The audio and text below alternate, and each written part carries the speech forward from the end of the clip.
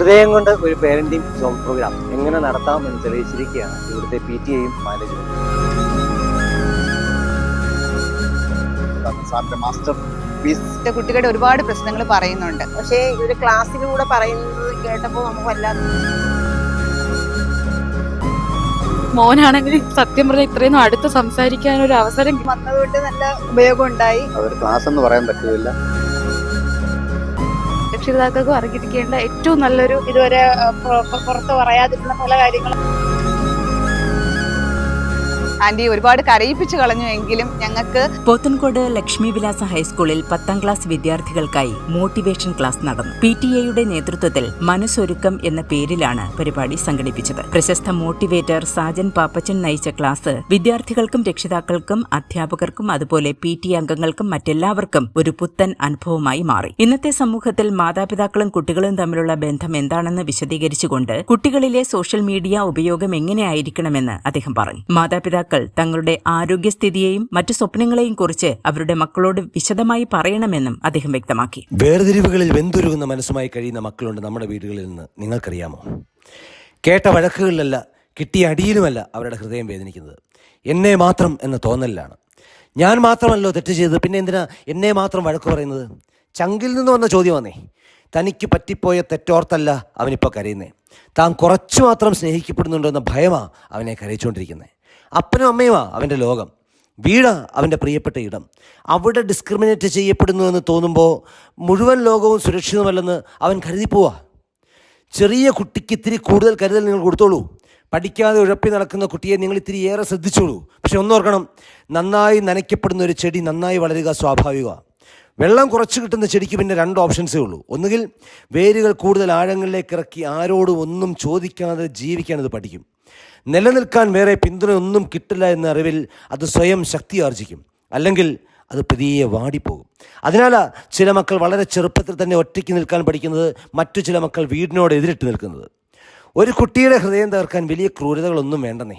ഒരേ വീട്ടിൽ ഒരാളെ മാത്രം കുറച്ചുകൂടി ചേർത്ത് പിടിക്കുകയും ഒരാളെ മാത്രം കുറച്ചുകൂടി കുറ്റപ്പെടുത്തുകയും ഒരാളെ മാത്രം കുറച്ചുകൂടി അവഗണിക്കുകയും ചെയ്താൽ മതി. കാരണം ഓരോ വേർതിരിവും ഓരോ മുറിവാണ്.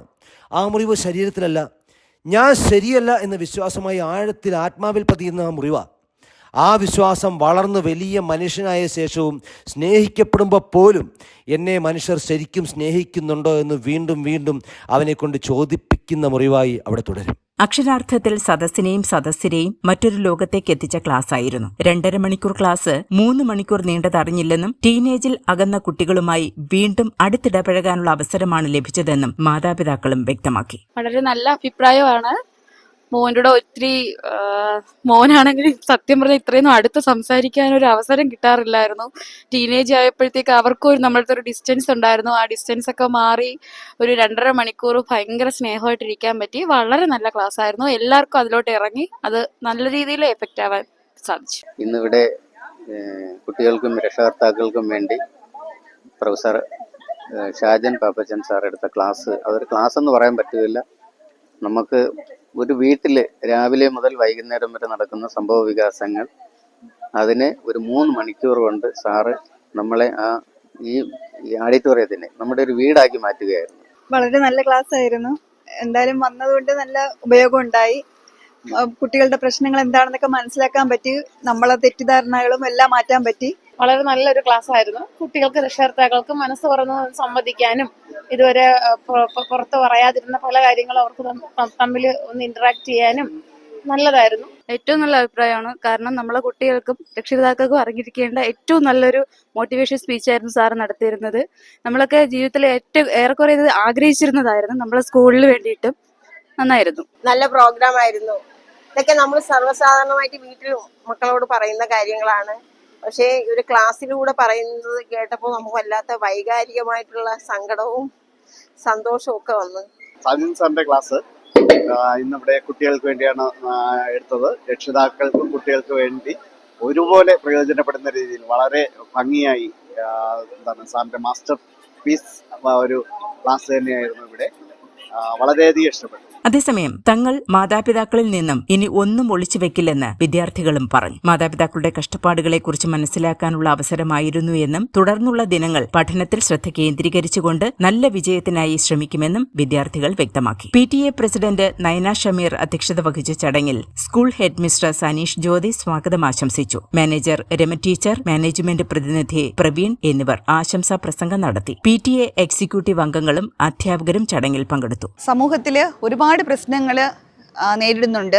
അതിൽ ഏറ്റവും വലുതാണ് കുട്ടികളുടെ പ്രശ്നങ്ങൾ. കാര്യം ഒരു സ്കൂളുമായി ബന്ധപ്പെട്ടും ഒരു പൊതു പുറത്തക എന്നുള്ള രീതിക്ക് നിൽക്കുമ്പോൾ ഒരുപാട് പേരൻസ് വിളിച്ചിട്ട് കുട്ടികളുടെ ഒരുപാട് പ്രശ്നങ്ങൾ പറയുന്നുണ്ട്.